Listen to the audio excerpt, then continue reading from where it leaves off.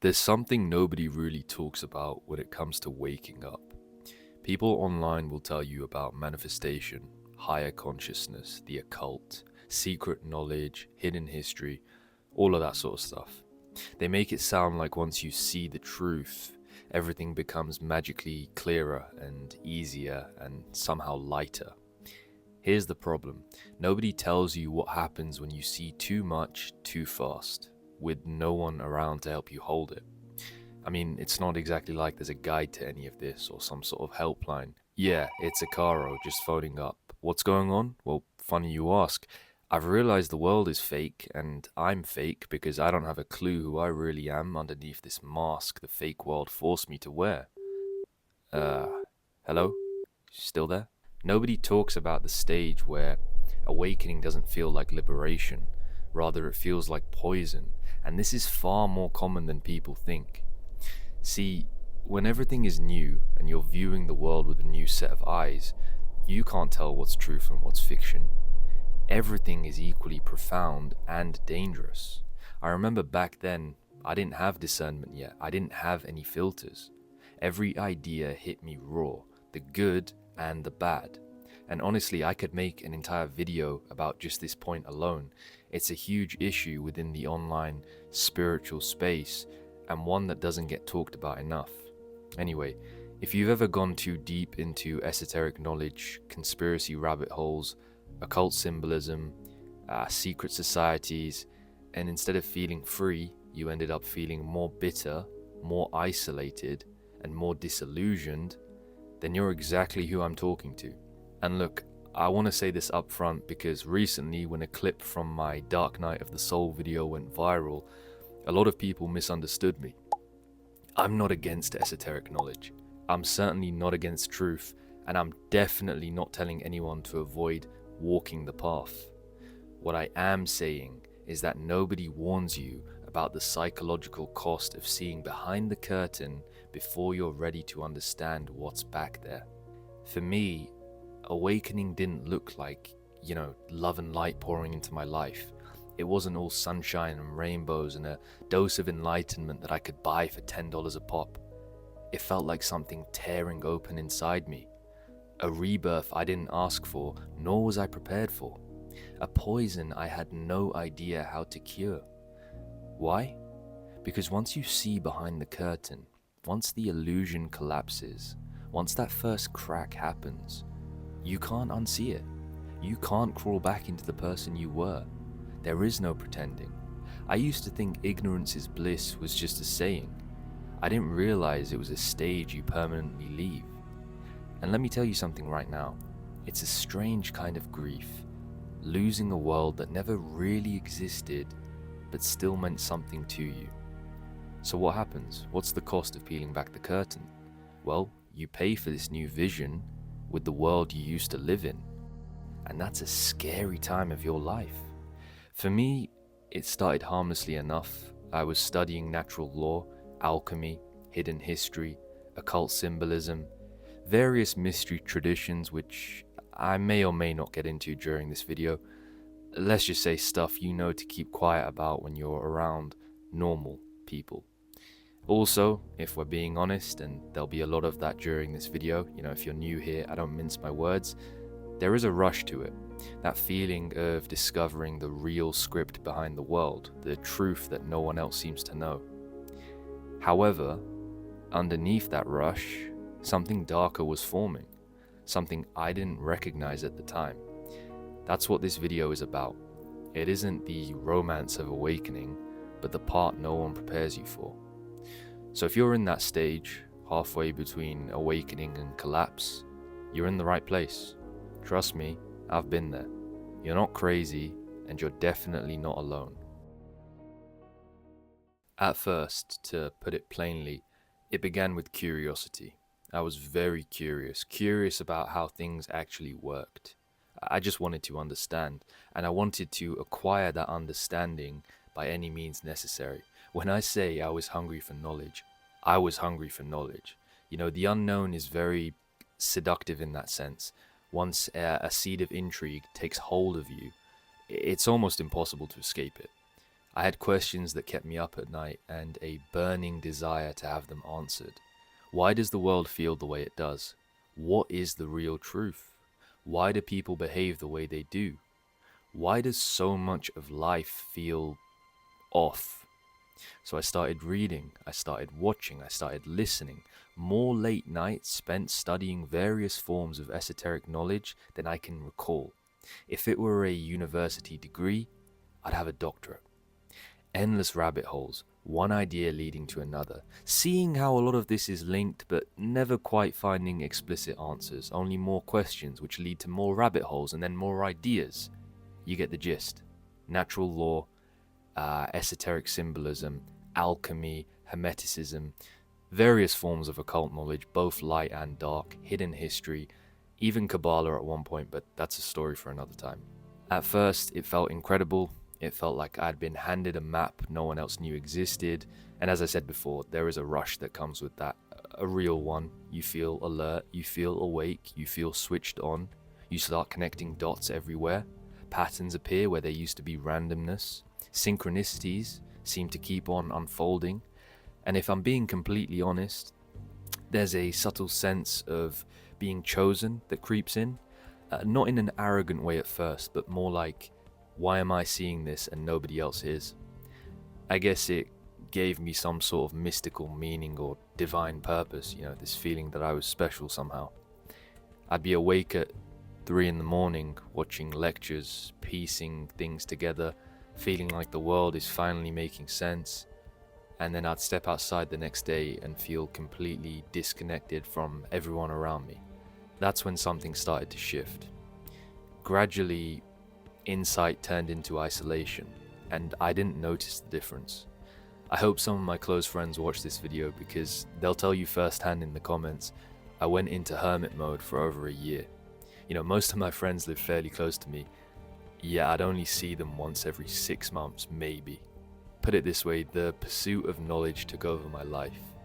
Slowly, over time, when I did venture outside my cave, I stopped seeing people. Instead, I started seeing programming. I'd listen to conversations, and instead of hearing individuals, I'd hear scripts, usually inherited, beliefs recycled from parents or culture or religion or politics or social conditioning, unintegrated wounds. And despite recognizing this, I'd mentally class the people I came across into archetypes, like they were some sort of foreign species only I could understand. It was like once I'd learned the pattern, I couldn't unsee it. And at first, that felt like clarity. Looking back, it definitely was not clarity. It was distance. I wasn't relating to people anymore. I was observing them.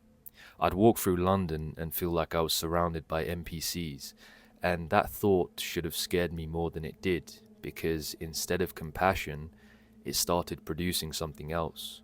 Frustration, irritation, eventually, dare I say, resentment.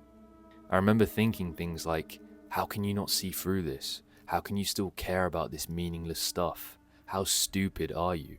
How can you just go on living like everything's normal? That's when I crossed the line without realizing it.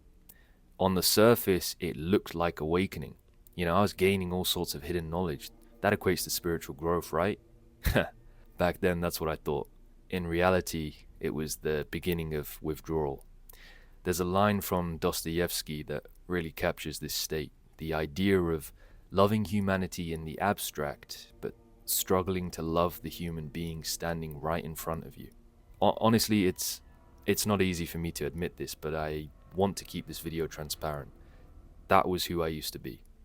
I cared deeply about truth, about humanity, about waking people up, but I had very little patience left for actual humans. And that's how the poison crept in. Not all at once, quietly, over time, disguised as insight. The more I learned, the more alone I felt. The more I saw, the less connected I became. And I didn't notice the danger because everything I was experiencing felt intellectually justified. I thought I was becoming clearer. I didn't realize I was becoming colder. There came a point where I had to stop and actually ask myself, what exactly is happening to me. Because the more distance I got from that period of my life, the clearer the truth became. It wasn't the knowledge itself that poisoned me. It was the state I was in when I received it. Let me explain. Knowledge is neutral. Okay, by itself it holds no power. And that's not even going into the difference between applied knowledge and knowledge that you do nothing with, but I don't want to confuse anyone watching the video at this point. However, whilst knowledge is neutral, the psyche receiving it is not. And if your inner world isn't ready, knowledge doesn't expand you, it splits you. And from everything I've lived and everything I've watched happen to others, there are three main ways it turns toxic. Let's start with the first one. At this point, I didn't realize it, but I wasn't becoming enlightened. I was becoming inflated. Once you start seeing programming, it's very easy to start despising the programmed. And the irony here is insane. You think you're becoming free, but your heart is shrinking. You start loving truth, the idea of truth, more than people. This is where Nietzsche's abyss begins to whisper for the first time. Not the full descent, just a whisper. Be careful. If you stare too long at the abyss starts staring back. Most people misinterpret that quote as, don't think too deeply. That's not what he meant. What he meant was when you stare at the shadows of the world without enough inner light, the shadows reshape you in their image. And this is the thing that no one tells you when you first begin walking this path. Light and shadow aren't opposites in the way people imagine. They exist inside each other. Hermeticists call it the law of polarity.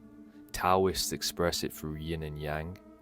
Every light carries a seed of darkness, and every darkness carries a seed of light. So when your inner light isn't strong enough, the polarity kind of reverses. Instead of you transforming the shadow transforms you. You start believing that because people are unconscious, you must rise above them, you must separate, you must be different. Before you know it, truth turns into elitism. Insight turns into irritation. Awakening turns into nothing more than emotional superiority. That's the first poison. This is where Nietzsche's abyss isn't just whispering anymore. It has its hands around your throat. Once you see through society, through institutions, through structures and ideas that hold no real meaning, once you realize how much of life is inherited, conditioned, manufactured, there's this terrifying moment where you genuinely ask, alright, well, if everything is illusion, what's the point of participating in any of it? This is the deeper meaning of Nietzsche's warning. The abyss isn't the world. The abyss is the collapse of meaning inside your own psyche. It's the moment where every structure falls apart and you're left floating in the void with no anchor. Here's the brutal truth. If your inner foundation isn't strong, you don't float, you drown. You think you've achieved some higher state of nothing matters, but really you've just lost the ability to care. This isn't awakening. It's nihilism disguised as spiritual growth. Once you learn about illusion, once you learn the world isn't what it seems, you're presented with two temptations, and both look spiritual on the surface. Temptation 1, hate the world. You see the systems, the corruption, the deception, and you harden.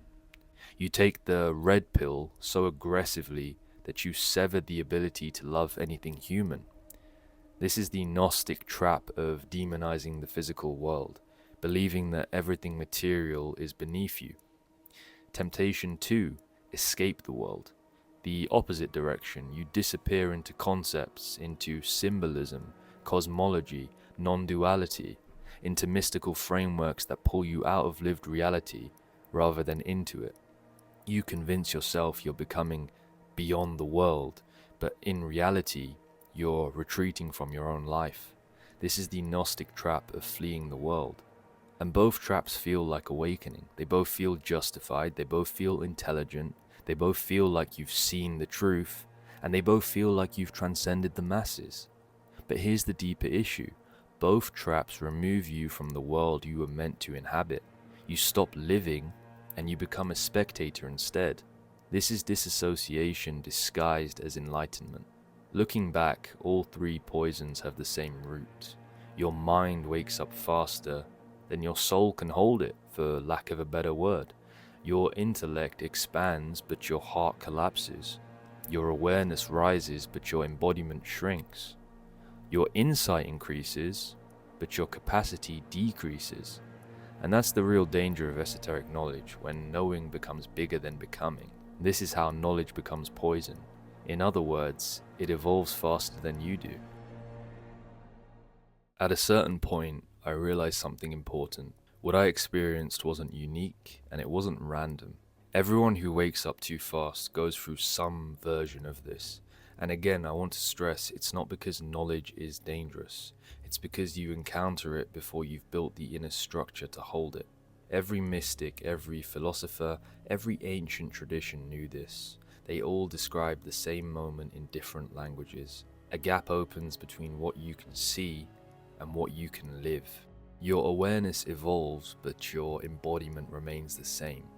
And in that gap, things fall apart. This is the space between the two awakenings, the part where sight expands faster than strength, and you're left carrying truth your inner world hasn't grown into yet. Every spiritual tradition talks about this, but almost nobody recognizes it when they're in it. There are two awakenings. The first is the awakening of sight. This is when your perception opens. You see illusion, you see programming, corruption, unconsciousness. The veil lifts. The second is the awakening of strength. This is when your inner world finally grows strong enough to carry what you've seen. Every collapse, every dark night of the soul, every poison phase happens in the space between these two awakenings. When the mind is awake but the heart is not yet built. When awareness is high but capacity is low.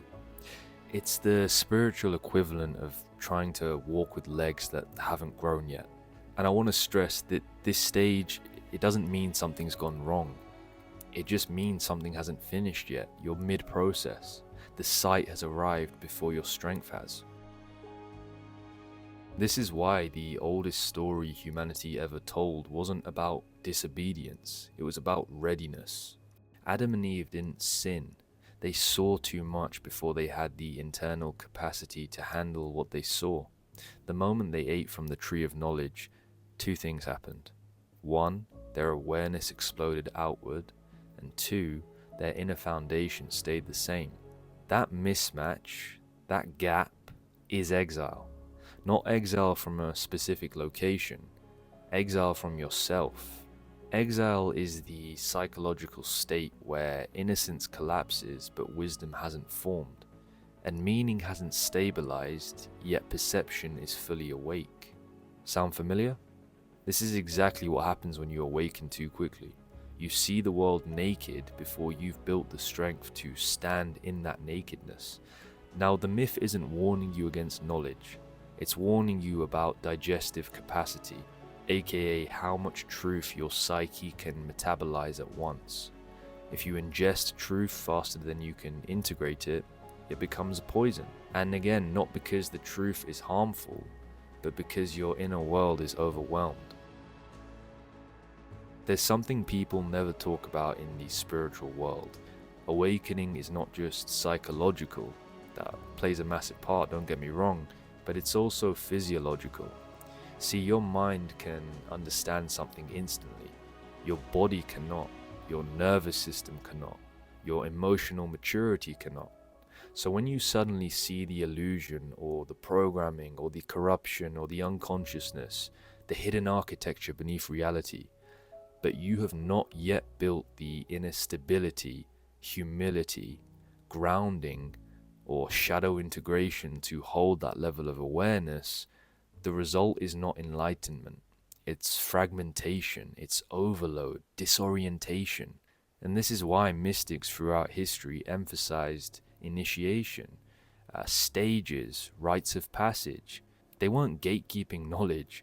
They understood a basic truth of human transformation. Awareness without embodiment destabilizes the soul. You have to grow into what you see. You cannot skip the becoming.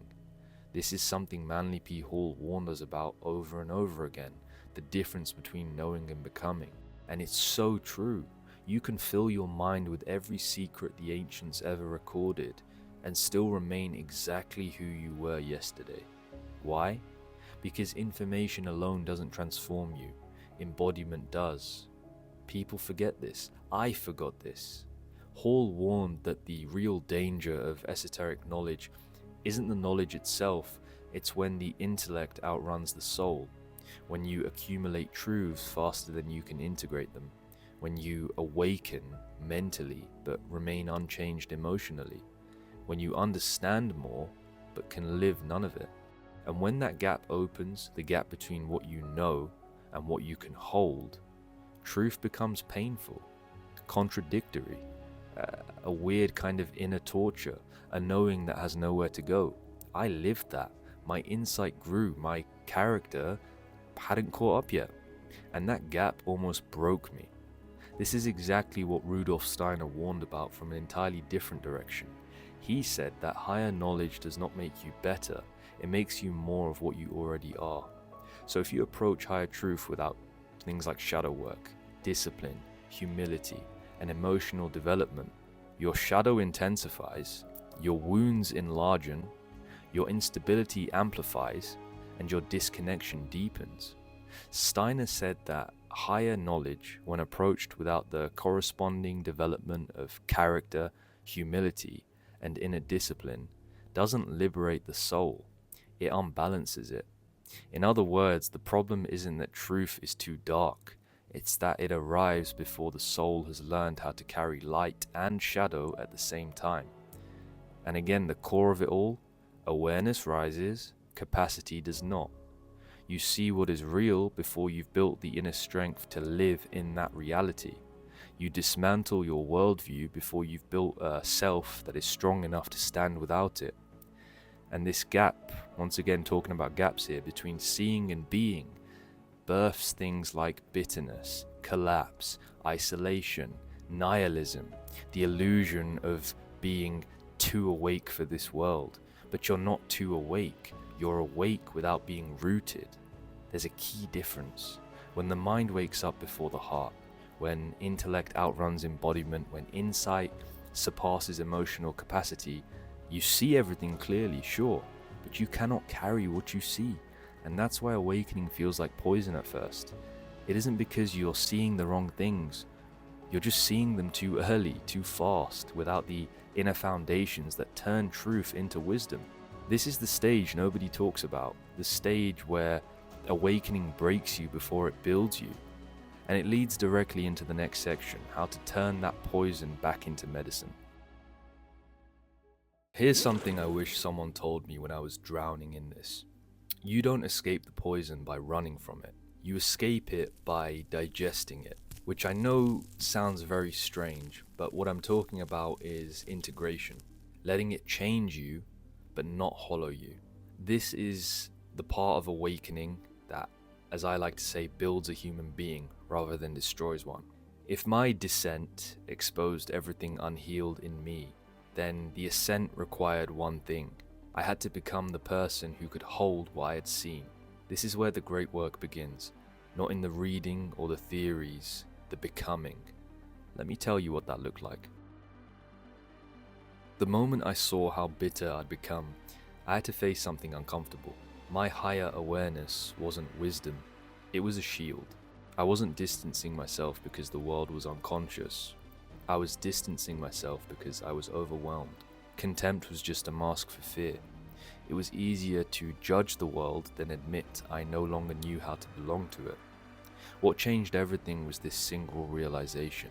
The people I was calling asleep were carrying wounds I hadn't even begun to face. Once I saw that, I couldn't unsee it. People aren't programmable NPCs. They're scar tissues wrapped in routines. They're stories shaped by heartbreak and upbringing and invisible battles you or I will never understand. And when that really hit me, contempt softened. I recognized myself in them again. This wasn't Nietzsche, this wasn't philosophy, this was humanness returning after years of armor. And as someone that used to be the least compassionate or empathetic human being ever, I can confidently tell you now that compassion isn't a moral stance. It's the natural outcome of finally putting the shield down. There was a point where I genuinely didn't know what to do anymore. Once everything appeared constructed, society, identity, goals, I lost the ability to move. This was peak Dark Night of the Soul for me. Why participate in any of it if it's all inherited and ultimately fake? Here's the turning point. Just because meaning isn't given doesn't mean meaning is impossible. It means meaning becomes a responsibility. That hit me deeper than any philosophical text ever did. What does it mean? Well, some things in life matter because you're told that's the case, or the world tells you, right? But the things that shape your soul matter because you choose them. That's a conscious decision. So when the old script dissolves, you're forced to ask yourself things like, okay, what is worth living for now? What will I give my time to? What deserves my devotion? And these questions don't paralyze you, they animate you. Participation doesn't mean pretending life is an illusion. It's about choosing what is real for you now, free from all the previous baggage you were carrying. And this is kind of where absurdism shifts from despair to defiance. Not nothing matters, but if nothing is guaranteed to matter, then everything you consciously choose matters by default. This is the one that nearly took me out. Once you start learning everything is symbolic, everything is illusion, everything is constructed, you start drifting. You start floating above your own life. You live in metaphysics rather than mornings, in theories rather than touch, in symbolism rather than breath. I've got a pill that will be bitter for some to swallow. Awakening isn't about exiting your life. It's an invitation to return to your life, this time with deeper eyes. It was around this time in my own journey that Carl Jung's work became my lifeline. Jung didn't say, escape the unconscious. He said, make the unconscious conscious, integrate it, hold it, become whole through it. And that's the part I had skipped. The reason the knowledge poisoned me wasn't because I saw the hidden architecture of reality. It was because I never turned that same gaze inward. Shadow work became the bridge back into my life. When I started asking, why was I drawn to certain truths? What wound was interpreting the information for me? What unconscious beliefs were coloring everything I saw? What part of me benefited from staying detached?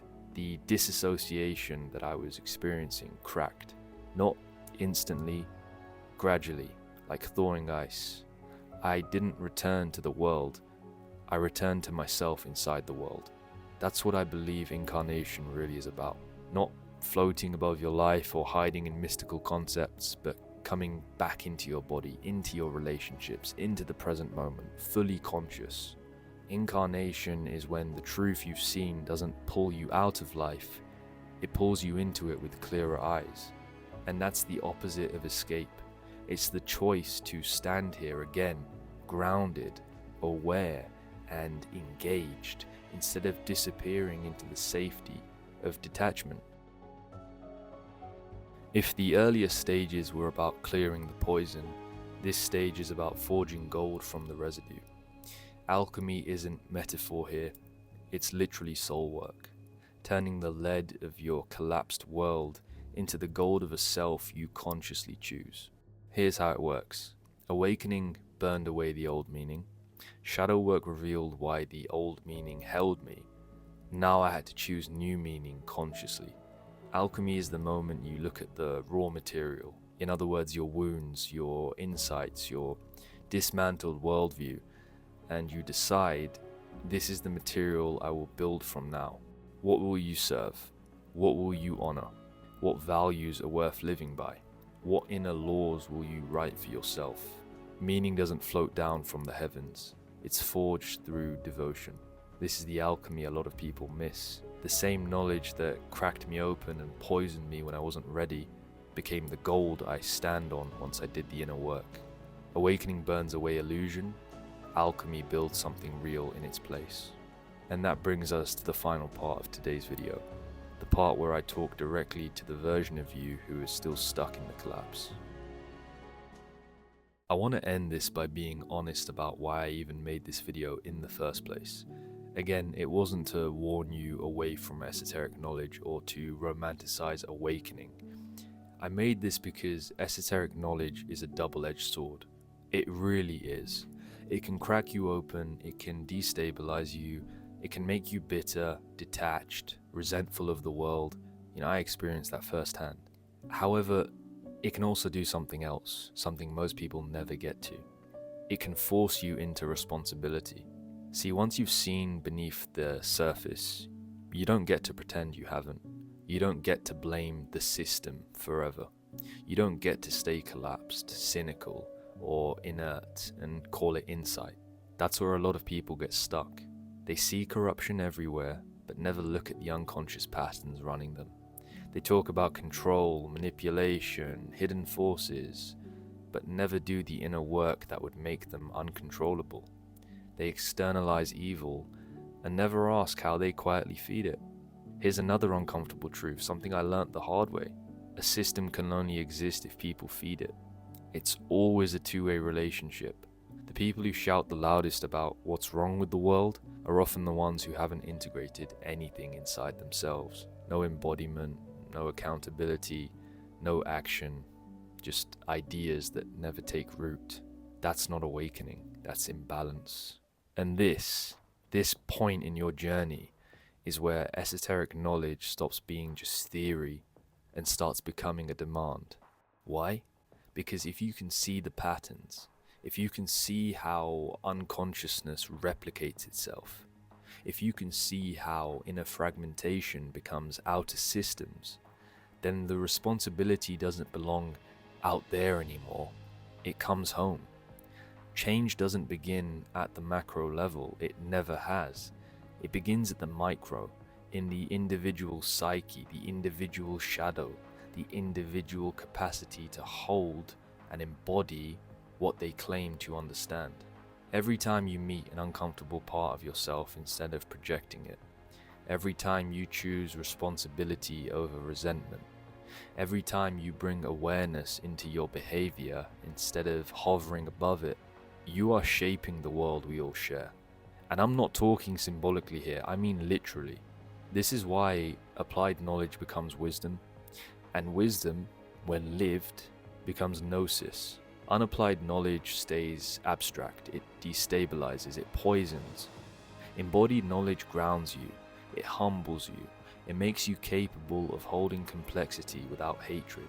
That's the difference. So if this video resonated, if you recognize yourself in it, I'm not asking you to wake anyone up. I'm not asking you to fight the world. I'm not asking you to escape it. I'm asking you to do the harder thing, to bring what you've seen into your life, into your relationships, into your choices, into your behavior, into your shadow. The world doesn't need more people who can see through the illusion. It needs people who can see clearly and remain human. That's how the poison becomes medicine. That's how knowledge sets you free. And that's where the work actually begins.